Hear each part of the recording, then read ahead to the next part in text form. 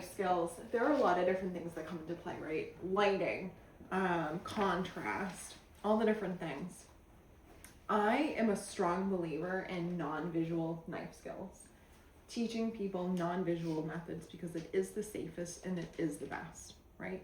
We don't want people peering over. If someone wants to work visually, but they are standing straight and tall with their, shoulders back, that is fine, right? Because that's good posture, but we don't want someone to be relying on hunched over, right? Because that's not good and it's not best practice, and that's not going to age with them.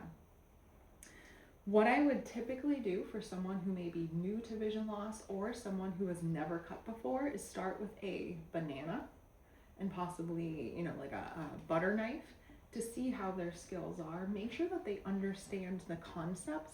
And when I say right hand, left hand, medium pressure, heavy pressure, they really understand and they have good proprioception skills.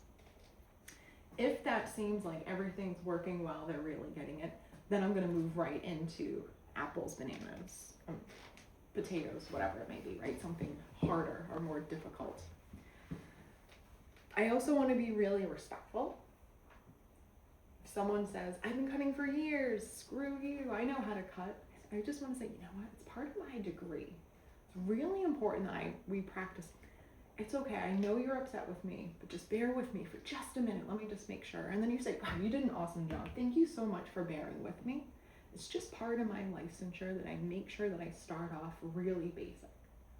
Because if we, God forbid, did start with a chef's knife, it's hard to then back up and say, whoa, you don't know how to use that. Whereas if we're starting small, we're assessing, and then we might go, did you know that you could buy pre-cut onions in the grocery store? Do you know where those exist? And we can shift our talk for the day around, is knife skills the best or the most appropriate? Okay. Let's say we already worked on some,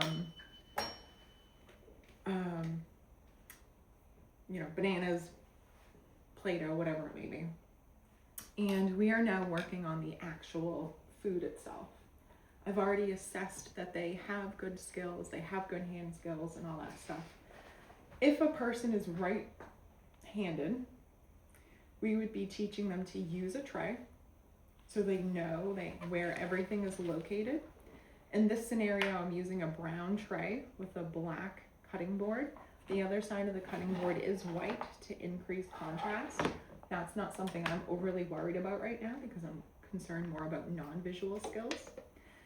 And the knife is at the back of the tray facing away from me with the handle towards the right. The idea of this is that anybody who's right-handed is not going, where'd my knife go? Right? They're trailing up to the back of the tray and in. And every single time they're going to find that handle with confidence without waving their hand around. The other thing that you would be making sure is that every time they're done cutting, they're putting that back. And you're noting that while they're using that butter knife and making sure that that consistent placement is present, right? The other thing we want to talk about is finger guards. All knives that are sharp have something called a finger guard. And it's this part of the knife that if I'm holding it the right way, meaning that the blade is facing down, there's this little notch built into the knife that points downwards. That also helps orient me to which end is the sharp end. Once I know that I've picked up my knife and I'm holding the handle appropriately, my index finger is kind of sneaking out and going, yep, all right, double checking, yep, that's where the sharp end is. I can then, if I so choose, use that index finger to go across the top, and that's my third check. Yep, that is absolutely not the sharp end, right? So I'm holding it, I've consistently been placing it, that finger guard's pointing towards the sharp end, and then I can sneak that other finger out again to the top. So that's our 3 levels of checking the sharp end. And this is consistent for the paring knife that I'm holding, a chef's knife, all sharp knives. You're going to want to evaluate when you go to a person's home and like triple, quadruple check that this is, but it should be. If it's not, it's weird, but but we're going to triple check. So what's one of our knife skills? One knife skill that we want to look at is something called the bridge method. Okay. I am right-handed, so I have the sharp knife in my right hand, and I have my fingers curled under, my thumb is kind of to the side, and I'm going to cut a couple grapes. Now you might say, Tina, who cuts grapes? Moms with little kids, because we have to cut our damn grapes, right? Every single time. But it's also just a good way to really force the learning of a skill. You want a ton of practice. You want a lot of repetition to really learn a skill. So with my left hand, I'm using my thumb and index finger to pinch the grape. And my middle, ring, and pinky are up in the air. There are a couple ways to go about this. Most people have the knife blade facing down. I'm pulling the knife blade towards my index finger. I'm then creeping my index finger over the knife, and then bringing the knife inside my bridge.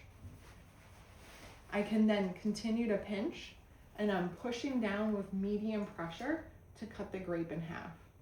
All right? So if I were to do that again, I'm pinching with my index and thumb. I'm bringing my knife with the blade down, scraping it on the cutting board towards my index finger, creeping my left index finger over the knife blade, pulling that knife into the bridge nice and safely, and cutting down. I'm not forcing it. It's decent, moderate pressure, and when I'm done, I'm putting the knife back of the tray facing away from me. You can do this multiple times per grape or whatever the vegetable is. Daisy and Vidya, would you like to try this with me? Was the description good? It was good. Yeah? What do you think, Vidya? I would like to try it. Yeah? Yeah. All right, come on over. Yeah. The counter's a little full.